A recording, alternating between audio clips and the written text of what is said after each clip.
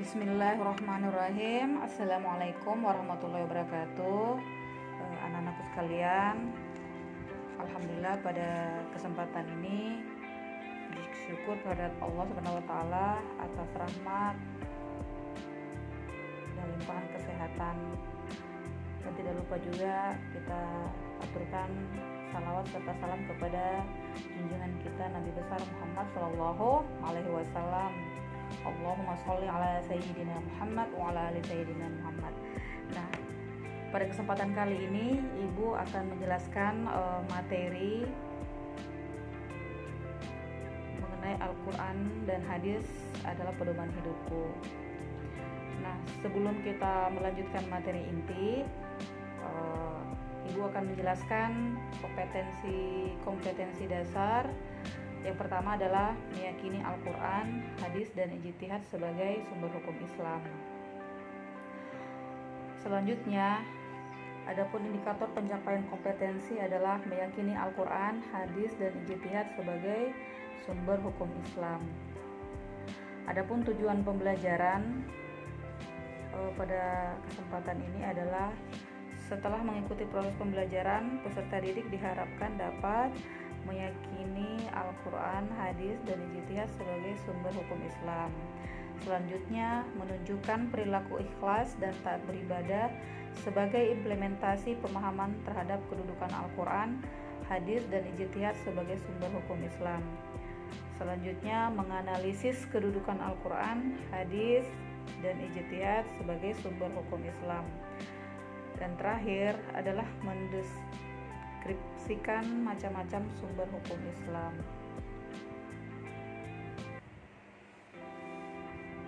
Nah, materi pokok bahasan kita pada kali ini adalah untuk di pertemuan pertama mengenai kedudukan Al-Quran sebagai sumber hukum Islam.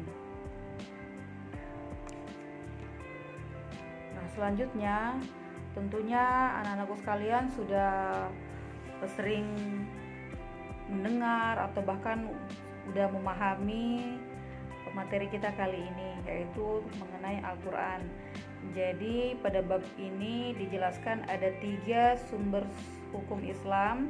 Yang pertama Al-Quran, hadis, dan ijtihad. Namun pada kesempatan ini kita akan fokus menjelaskan mengenai sumber hukum Islam, yaitu Al-Quran. Nah, adapun pengertian Al-Quran dari segi bahasa, Al-Quran berasal dari kata qara'a yaqra'u qira'atan dan Qur'anan, yang berarti sesuatu yang dibaca atau bacaan.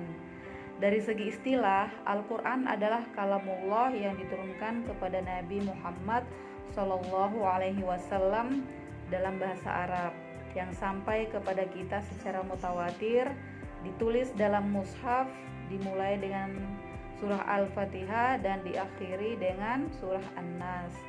Membacanya berfungsi sebagai ibadah, sebagai mujizat Nabi Muhammad SAW, dan sebagai hidayah atau petunjuk bagi umat manusia.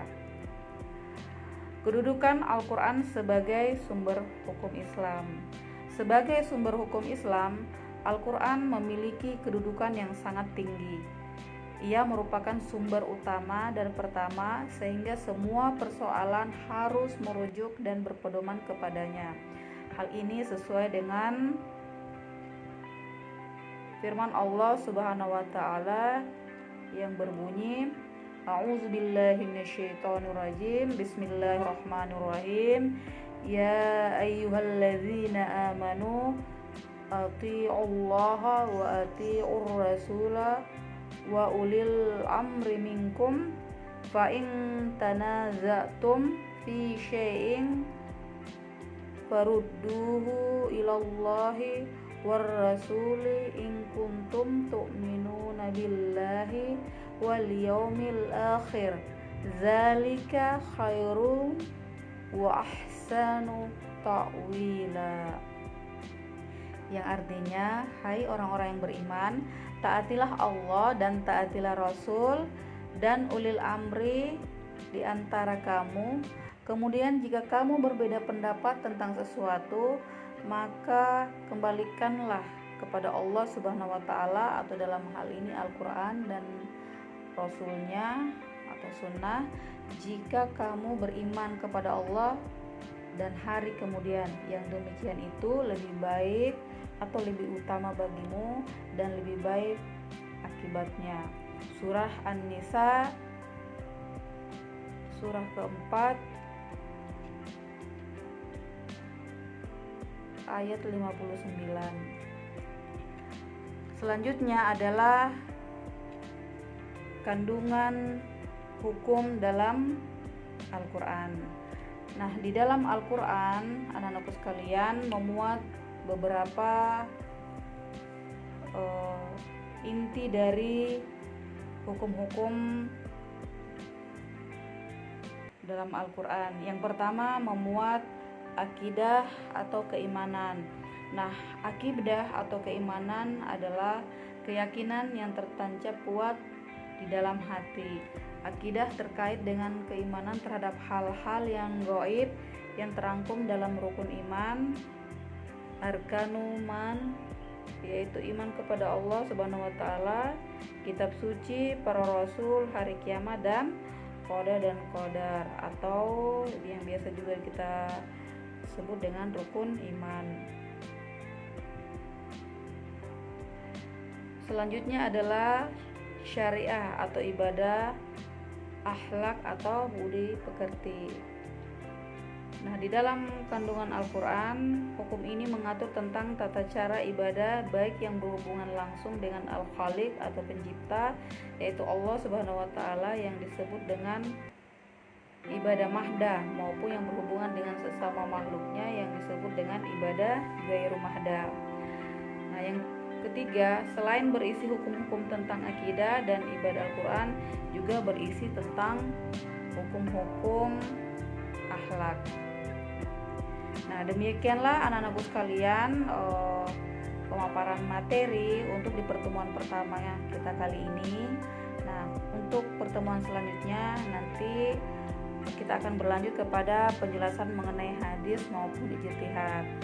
Nah, anak-anakku sekalian, ibu harapkan dengan pemaparan materi terkait dengan Al-Quran, anak-anakku sekalian bisa lebih untuk memperluas referensi, bisa membaca buku-buku referensi lain, kemudian di internet browsing terkait materi terkait, dan selanjutnya nanti di pertemuan selanjutnya ibu akan memberikan tugas-tugas yang terkait dengan materi kita pada kali ini.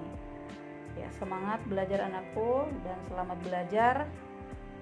Dan kalau ada hal-hal yang tidak dimengerti, bisa nanti dilanjutkan di sesi pertemuan berikutnya. Selamat belajar. Terima kasih. Ibu akhiri, Assalamualaikum warahmatullahi wabarakatuh.